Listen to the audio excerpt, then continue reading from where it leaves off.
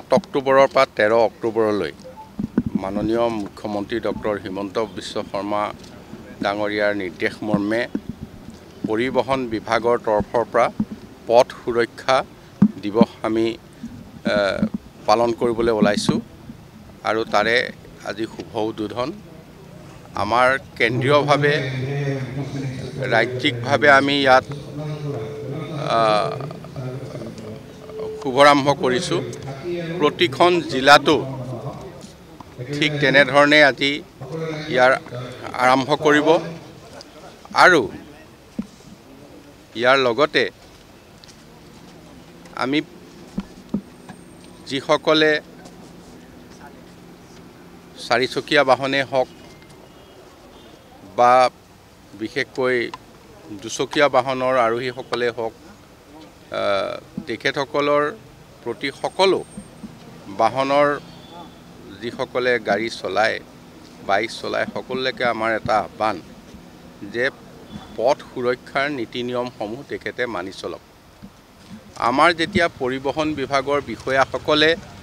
ইয়াক এনফৰ্চমেণ্টৰ কাৰণে যায় তেতিয়া সকলোৱে ভাবে তেওঁলোকৰ শত্ৰু হিচাপে যেন থিয় হৈছে তেওঁলোকৰ সুৰক্ষাৰ কাৰণেহে থিয় হৈছে আমাৰ বিষয়াসকলে তেওঁলোকৰ সুৰক্ষাটো সতৰ্ক কৰি দিবলৈ সজাগ কৰি দিবলৈ থিয় হোৱাৰ পিছত তেওঁলোকৰ যথেষ্টখিনি অসন্তুষ্টি দেখা যায়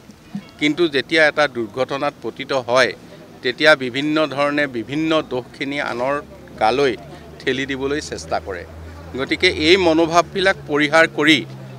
মই ভাবিছোঁ যে সকলোৱে যাতে পথ সুৰক্ষাৰ সকলো নীতি নিয়ম মানি চলে নিজৰ সুৰক্ষাৰ বাবে গতিকে নিজৰ সুৰক্ষাৰ বাবে আমাৰ এই পথ সুৰক্ষা দিৱস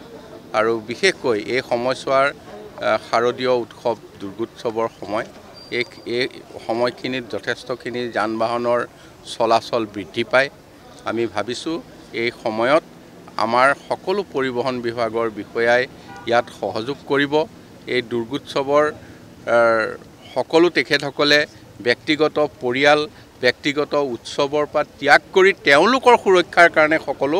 সজাগ হৈ থাকিব গতিকে ৰাইজৰ সহযোগটো আমি কামনা কৰিছোঁ সুৰক্ষা দিৱস মানে দিনৰ কাৰণে নহয় 24 ঘণ্টাৰ কাৰণে আমাৰ সজাগতা সকলো সময়তে থাকিব আৰু পুলিচৰ তৰফৰ পৰা আমি সহযোগিতা বিচাৰিছোঁ তেওঁলোকেও সহযোগ কৰিব তাত আমি তাৰ কাৰণে আমি এখন SOP দিছোঁ সেই SOPৰ মতে আপোনালোকে জানিব পাৰিব SOPখন গতিকে সেইমতে আমি সকলো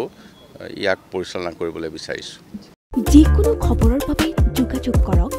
7099017330 অথবা 7099017390 নম্বৰত